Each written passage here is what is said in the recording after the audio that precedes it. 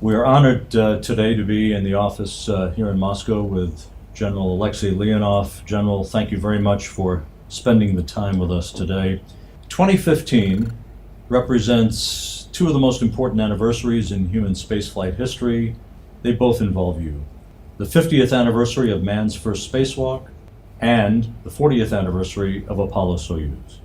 It's hard to believe that this much time has passed, but looking back at that time, what did those days mean to you personally, and are the memories of those accomplishments as significant today as they were when you lived through those 50 years ago and 40 years ago? Let me start with some events that took place prior to that. How did I happen to have become a part of this goal, of this task?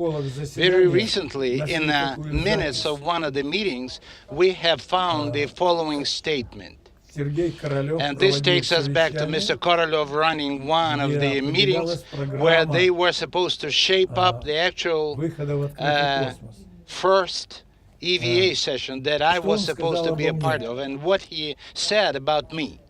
I would like to outline the most important feature of Mr. Leonov, and this is his wit, his ability to quickly act, his ability to guess correctly, his ability to accept technical materials, excellent character. He is an artist. He is a very sociable person. He is a very kind and hospitable person. He is very courageous fighter pilot. He has enough knowledge and ability to operate a variety of different aircraft. And I think that this person strongly deserves our attention. That's what Mr. Korolev told about me, which I never knew. And these words determined my fate, determined my destiny. And then the issue came up as to who is going to be the first one to go EVA. He said, we do have a candidate.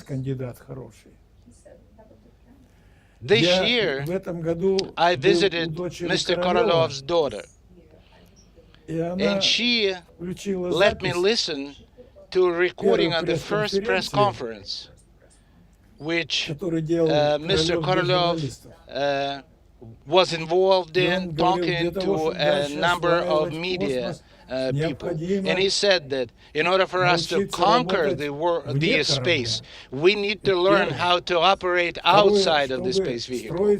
In order to build space stations, in order to provide each other with appropriate assistance, we need to learn how to dock, how to work together, not only with our vehicles, but with the vehicles belonging to different countries.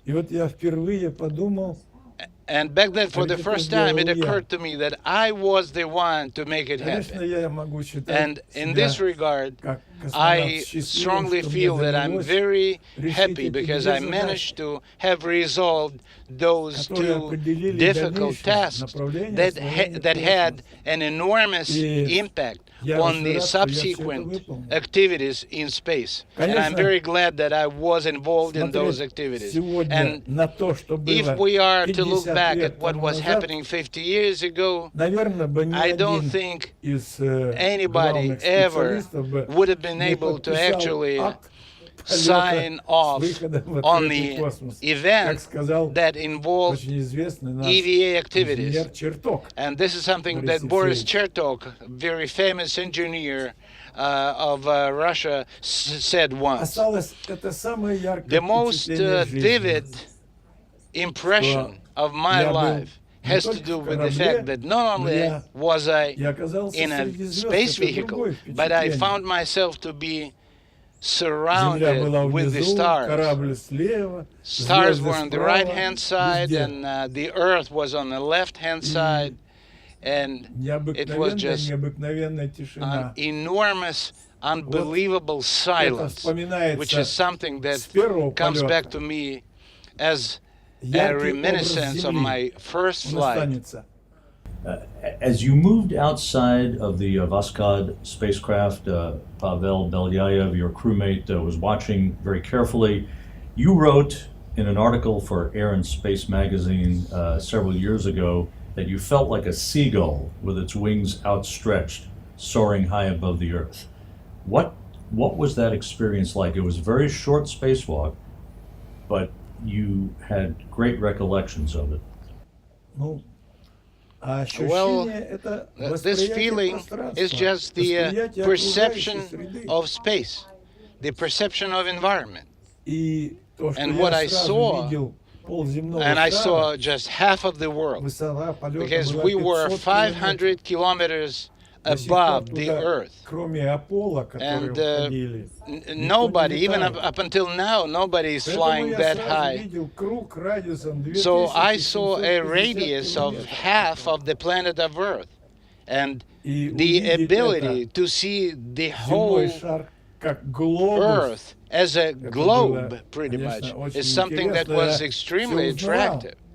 And I could easily recognize the Black Sea, the Crimea, Romania, Bulgaria, Italy, looking up a little bit, Baltic Sea, and it was all within minutes, if not seconds. But the most impression had to do with the silence. And I heard how my heart was pounding. I could hear myself breathe. And I remembered Arthur Clarke and Stanley Kubrick, who, while doing the Space Odyssey, they worked a lot on the soundtrack.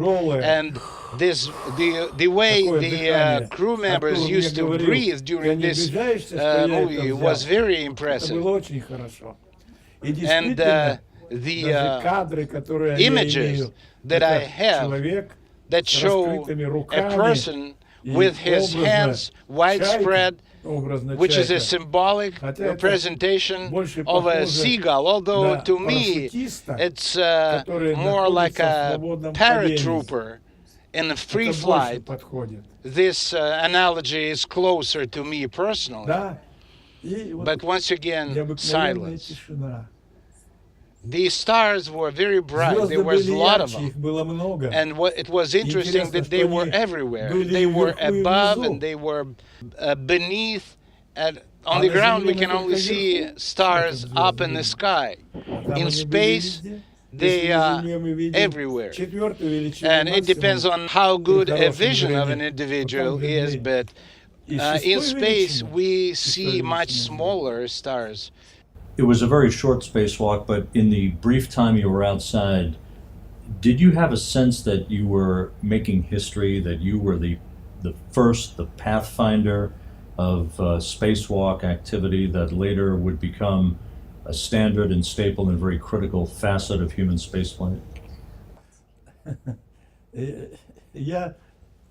I thought about that prior to the flight, but during the flight, the only thing I could think of was to concentrate and to perform everything that I was supposed to. I was thinking about the spacesuit, I was thinking about the necessity to stay focused, but not only was I thinking about the immediate step I was supposed to make, but also on the next step. But I never thought that I'm doing anything that is heroic. Otherwise, it would end it probably badly.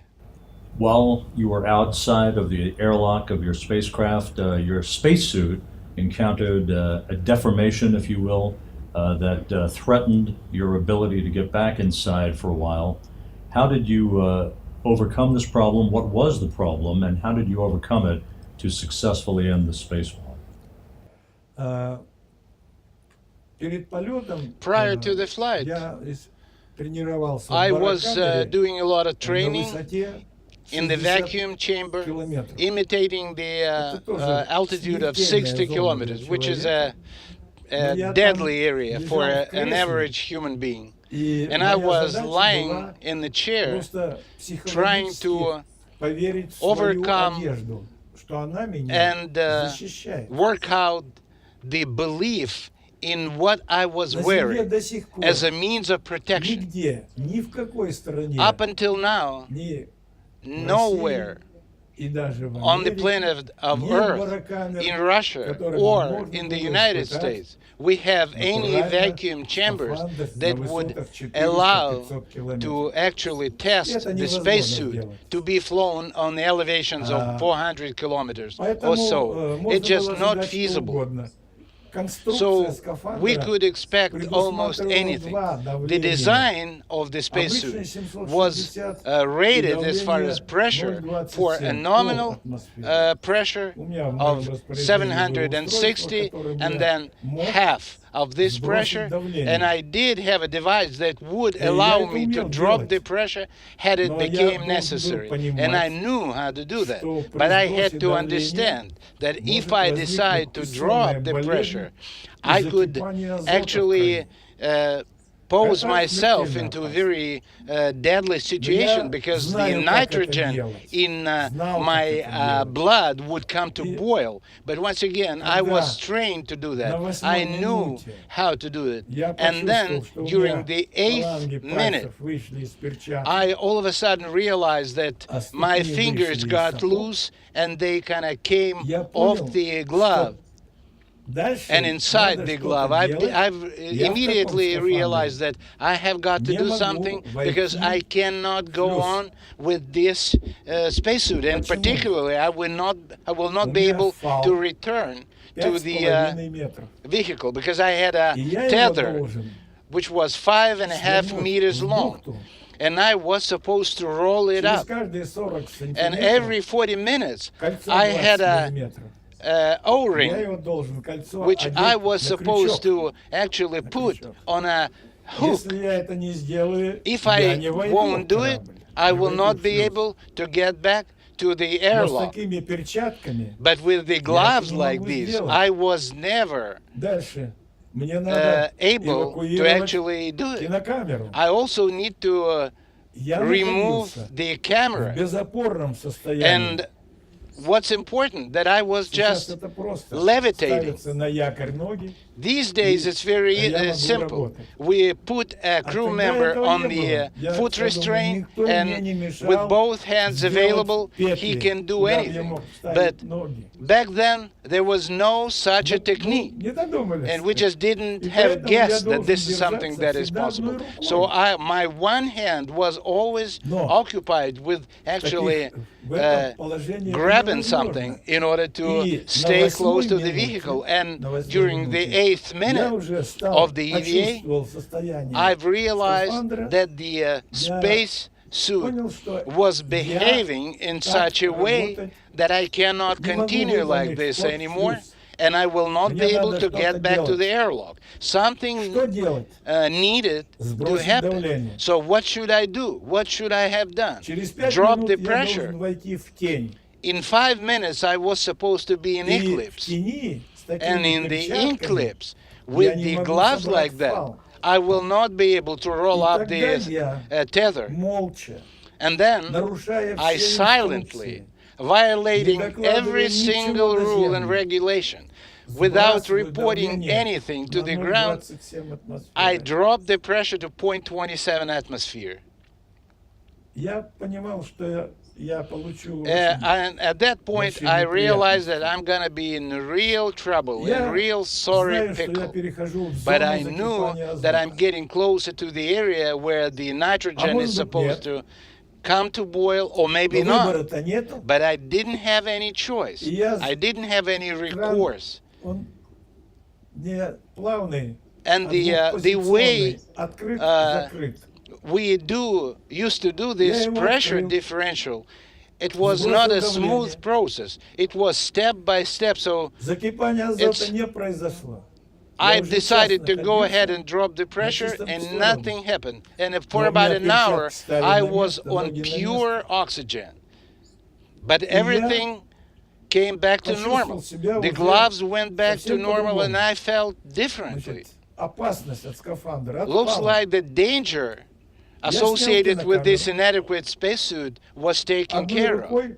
And what I have done, I removed the camera and I tried to kind of break the spacesuit in order to get back to the airlock with my legs first. And after that, I did manage to do so, and after that, I've done a fantastic thing.